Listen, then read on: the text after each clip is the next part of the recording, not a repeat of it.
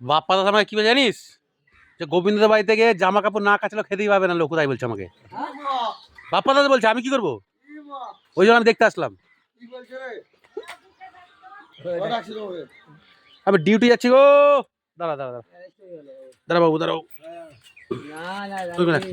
কাজে সময় চালাতে হয় না বাবা। আগে বল, বাপ্পা দাস যে বললো যে লোকু যদি ওদের বাড়িতে জামা কাপড় না কাচে খেতেই পাবে না। কে বলেছে? বাপ্পা দাস। বলো গা তো বাপ্পা দাস। আমি তোকে বলছি, বাপ্পা দাস আমাকে বললো লোকু বেদানার বাড়িতে গিয়ে যদি বিছানার চাদর জামা কাপড় না কাচে খেতে পাবে না। আমি কি করবো? বাপ্পা দাস বললো।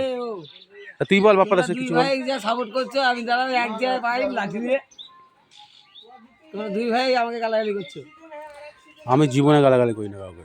বাপ্পা দাস তো গাল দেয় আমাকে এসে। বাপ্পা দাসের ব্যাপার। তুমি ভিডিও করছো নাকি?